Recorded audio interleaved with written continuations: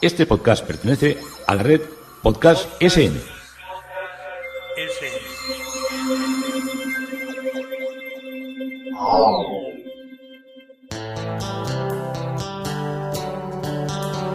Historia con sentido. Un podcast realizado y presentado por Juan Carlos González.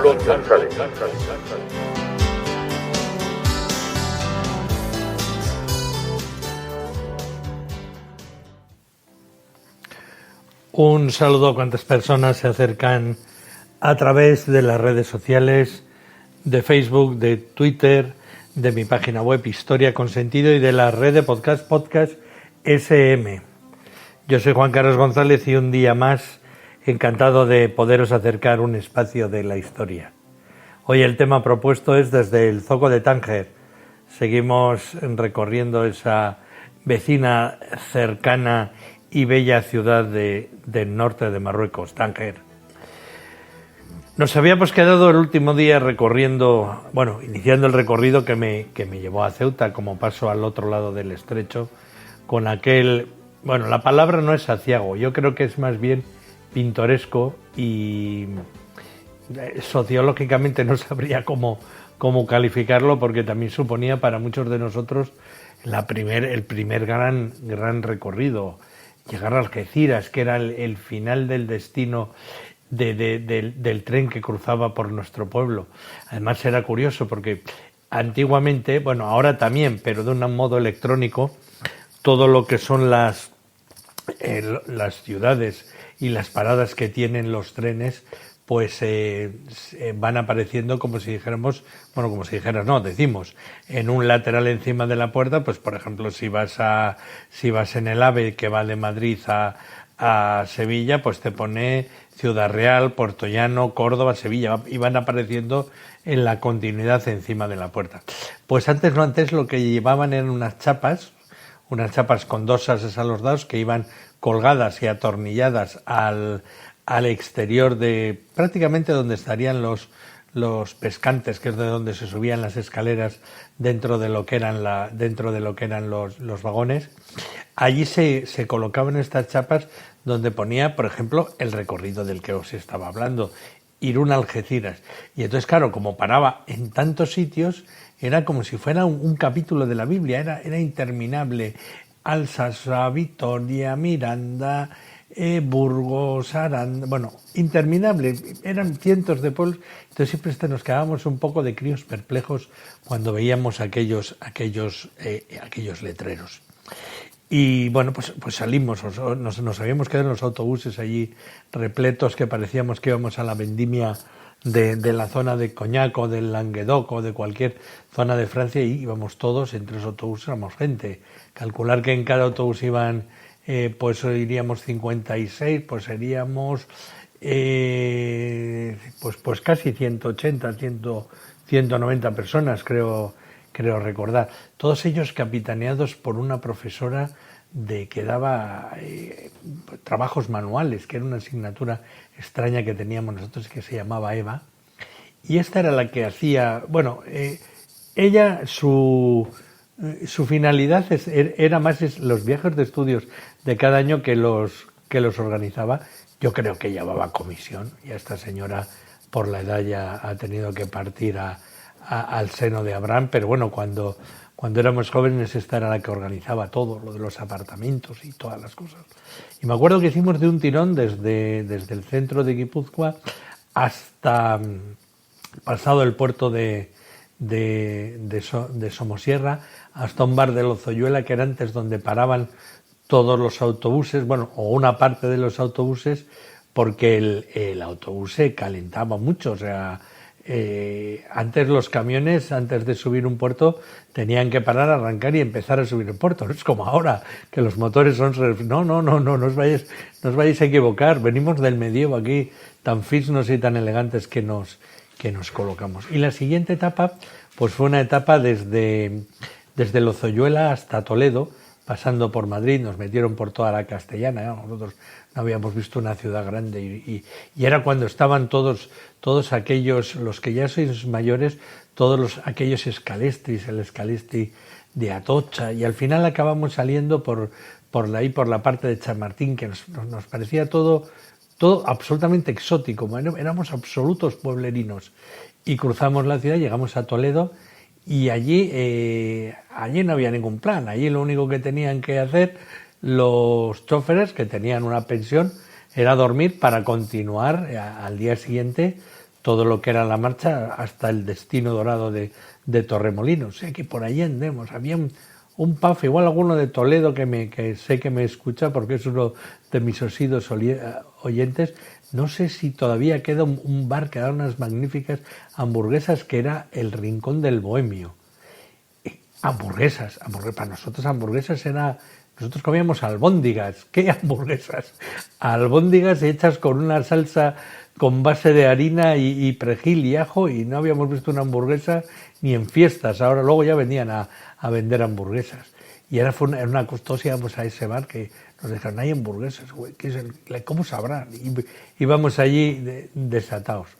Llegamos a Torremolinos. Me acuerdo que nos alojamos en unas torres, que eran las torres Sofico, que tenían, no sé si eran exactamente 12 torres, pero por lo menos 8 creo que había. Eran unas torres altísimas, bastante separadas de la playa. Casi te tirabas media hora andando desde la casa hasta la orilla de la playa. Estaban entre Torremolinos y Benalmádena, a mitad de camino, y eran unas torres de Sofico. Entonces, Sofico era una empresa que luego, tuvo muchos líos en la época de Franco. Ahí hubo muchos fraudes, una cosa tremenda. Entonces tenían esos edificios que habían construido y no habían llegado a terminar los signos del zodiaco, pero unos cuantos sí.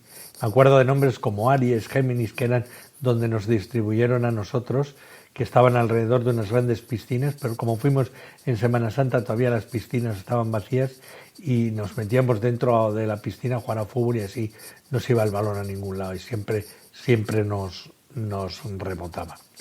Desde allí uno de los días, pues claro, se planteó, era obligado la visita a Ceuta, y hacíamos algo que ahora igual a muchos os va a sorprender. Íbamos a ver a los conocidos, o quedábamos con los conocidos que estaban haciendo la mili. Haciendo la mili, pero que eran de tu pueblo y les había tocado allí destinados. Y entonces, cuando fuimos a Ceuta, había un chico que era de mi pueblo, que era el Cabusevito, y estaba un primo mío de Asturias, de Pola de Lena, que eran de la misma compañía, estaban en la compañía, no sé si era Regulares 1 o Regulares 3, pero sé que tenían la tapa del gorro por la parte de arriba era roja, y llevaban un fajín rojo que parecían cardenales allí. Y entonces, pues el Cabusevito, mi primo fue antes de esto nos fuimos hasta Algeciras y cogimos un barco enorme. Un barco, eran enormes, lento, pesado, olía todo a polvorilla. ¿No? Ya sé que no era de carbón, pero el gasoil aquel olía endiablado. El barco iba absolutamente lleno de gente que partía para Marruecos, y de camiones y todo. Era un ferry.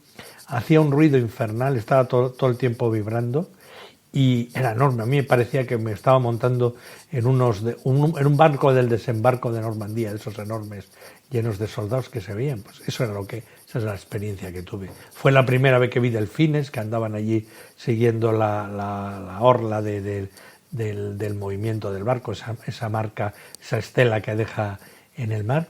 Y ya llegamos a Ceuta, y allí estaba esperando mi primo Francisco, y nos fuimos, ya aquello todo. La finalidad de ir a Ceuta era, en esencia, comprar relojes, porque ahí eran los relojes mucho más baratos, relojes de estos digitales marca Casio, que eran entonces tener uno del reloj de esos era subir de categoría social. Y otra de las cosas que también era muy, muy típico era comprar botellas de whisky y luego revenderlas en los bares del pueblo, sobre todo de whisky Chivas. El poderle vender a un bar 2 botellas de Chivas y luego meterle en cada uno 50 o 100 pesetas de más para tu pecunio, eso era increíble. Había artistas que tenían además organizado una especie como de compra y repartían dinero para que tú compraras más botellas y luego él te las pagaba y renegociaba todo ese mundo. También un tema de tabaco, me acuerdo unos cigarros muy horteras que eran los Dunhill, eran unos cigarros largos con una caja granate con letras doradas, que era la que fumaban en las series americanas el Teniente Koyak y todas aquellas cosas que veíamos en el blanco y negro de nuestra televisión.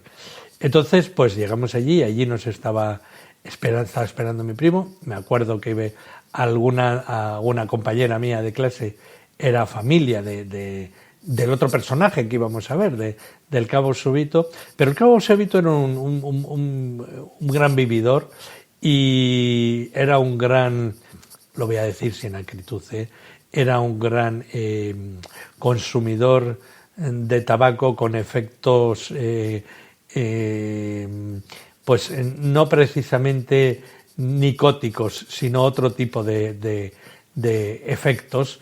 Y entonces, pues ese día, como muchos, no podía salir del cuartel, estaba arrestado, pero se le podía visitar, porque ya sabiendo que, bueno, claro, imaginaros, era un hombre al que le gustaba la hierba fumable, pues le había mandado, es como al zorro al cuidado de un gallinero. Entonces estaba todo el día puestísimo. Eran otros tiempos, en otros personajes y, bueno, como tal, en la distancia hay que juzgarlos. Y así que fuimos a verle al cuartel. Imagínate, hacerte 1000 kilómetros, ir a Ceuta a comprar relojes, tabaco y whisky y acabar visitando a un primo y a uno de tu pueblo y un vecino de tu pueblo en un cuartel de regulares. Pero eso fue lo que me pasó. Si me hubiera pasado, lo hubiera vivido de otra manera. Y entonces por el camino pues vimos la catedral de la Virgen de África. Mi primo nos iba enseñando todo.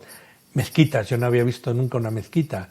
Y en los minaretes cantando el almuecín, los toques de la oración, alguna sinagoga que tampoco había visto nunca. Me parecía que estaba reviviendo pues los cuentos del Jabato y del Capitán Trueno tan de moda en aquel entonces.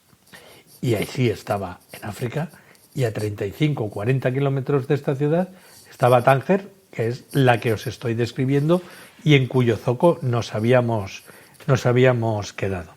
El Gran Zoco perdón, el Gran Zoco es también un lugar de que se mezcla Tánger antiguo y el nuevo Tánger. De un lado está la ciudad de las calles anchas y de edificios modernos que paulativamente van desapareciendo al acercarse al punto donde el mercado divide de alguna manera a la ciudad.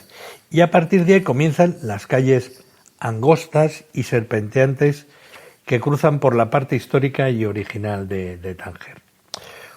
Un motivo más para que quienes queramos conocer el casco del antiguo mercado visitemos o miremos por lo menos a los jardines de la Mendubia, que se encuentran justo al otro lado de la plaza del Gran Zoco.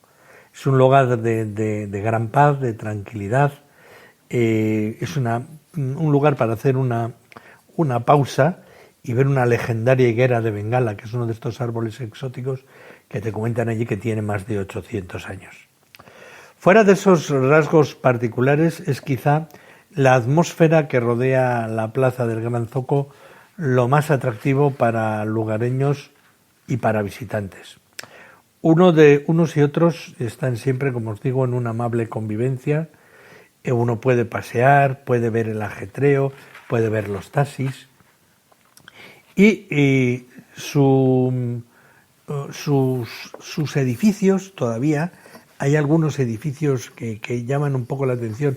Estando allí en la plaza, estamos siempre hablando de la Plaza 9 de Abril, de la entrada en el Zoco, y hay un cine que es como los cines antiguos, con letras rojos rotuladas en francés y en árabe, que es el Cinema Rif, que hoy día se ha reconvertido en un aglutinado que sigue manteniendo una sala de cine y tiene un café, tiene talleres, incluso tiene una biblioteca con una programación orientada hacia lo que son los cines de autor, porque en todos estos sitios se siguen haciendo cortometrajes y largometrajes de gente aficionada